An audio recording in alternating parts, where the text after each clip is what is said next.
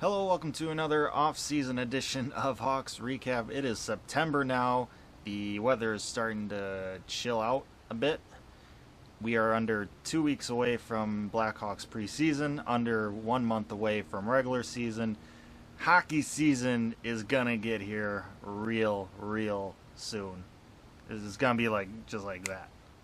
Now, with that said, with the southeast part of the United States getting hit by hurricane after hurricane, the western part of the United States basically on fire, and the possibility that at any moment North Korea might just say, screw it, and hit that big red nuclear button, there's no guarantees that hockey season will actually get here.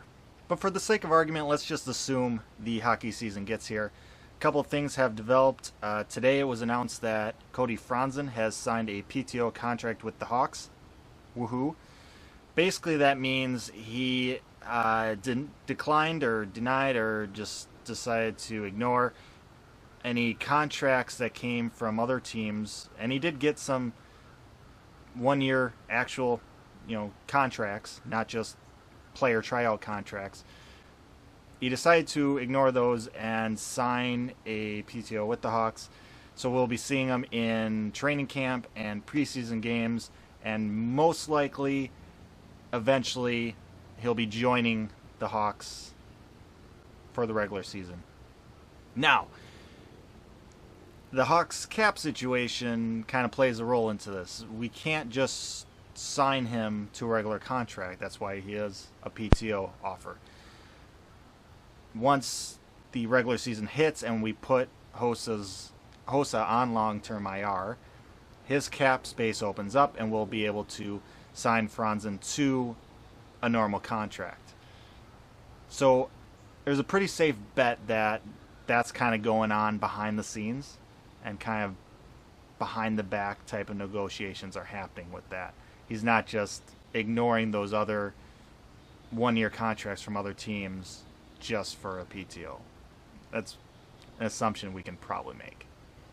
Now, Cody Franson, 30 years old, very similar in skill set to Roosevelt in terms of defensive ability, but he has a really good offensive skill set. He has a very hard shot, and we could definitely see him on the power play and utilizing that, similar to how we've utilized Seabrook's hard slap shot in the past. So power play situations, offensive zone face-off situations. He'll be a third-line pairing, so it's not like he's getting first or second-line minutes, but he'll be fighting for that third-line defensive spot, and potentially only doing it until maybe Rutta or Polka or some other young guy, or maybe even Roosevelt, overtakes him.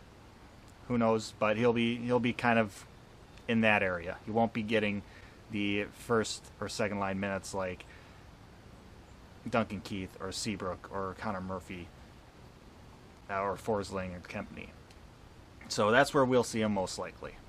Moving on to more general news that came out, the NHL is introducing 2 new rules for this upcoming season. One of them dealing with the offsides coaches challenge. Very controversial issue. Basically what the NHL is saying is if coaches decide to challenge an offside to overturn a goal and they lose, they not only still lose their timeout like they would in previous seasons, but they would also be assessed a 2-minute minor penalty. So kind of a double whammy there. They're hoping that this will crack down or make it so that coaches challenge close plays in a lesser amount, so that they will only challenge when they are absolutely certain or the offside is blatant enough to warrant a challenge. We'll see how this works. There's been numerous instances that it even seems like the refs don't even get the call right after reviewing it, so I don't know if this actually really will fix anything. A lot of people just want to see the challenge removed entirely. I kind of want to see the rule changed a little bit in regards to icing or offsides. My God, I can't talk today. September, I tell you. I want to see the rule change where you don't have to have a foot on the ice. It just needs to be, it's just a vertical line. And you just have to have part of your body on that vertical line. We already have the blue line going up the board, so we can see that with cameras, and we can compare that way. It's easier to tell that than it is to tell if a skate is on the ice. But that's what they're doing. They're not doing that. They're deciding to double punish teams for bad challenges. The other rule that the NHL is imposing now is that coaches cannot use their timeouts when they ice the puck. So teams were able to, especially late in games, if they ice the puck, they were able to call a timeout to give their team a bit more rest. Now they can't do that. So what we're probably going to see is more kind of shady stuff in terms of trying to give your team some more rest. So goalie equipment malfunctions. Oops, I broke my stick over my knee while coming to the face-off dot. Things like that. We'll probably see more. It's going to be interesting, and we might see some creative stuff, so that might be kind of fun. But overall, we'll see. It's even more punishment to teams now. So NHL is cracking down on stuff. That's the message we're getting here.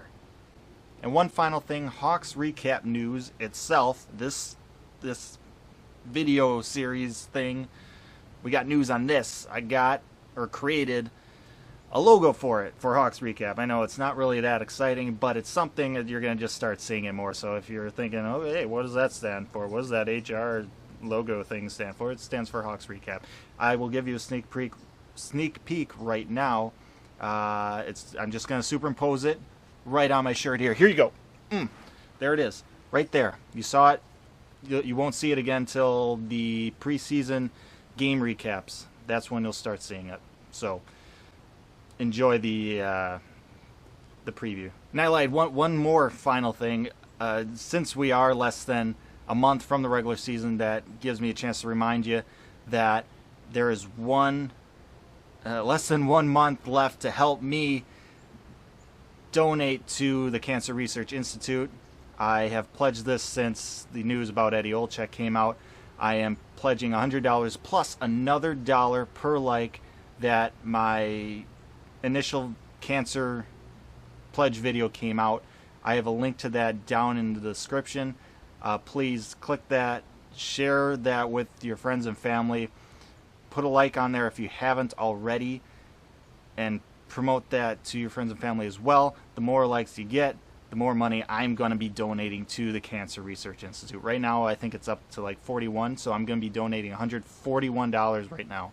I know it's not a lot, especially considering the whole Hurricane Harvey and J.J. Watt fundraising thing. I don't have that kind of power, so this is what I'm just trying to do what I can do. So this is a little way for you to donate to a great cause without actually spending any money. So do that if you haven't already. Yeah, and until then, or until next time, hopefully hockey gets here. But yeah, hope to see you soon.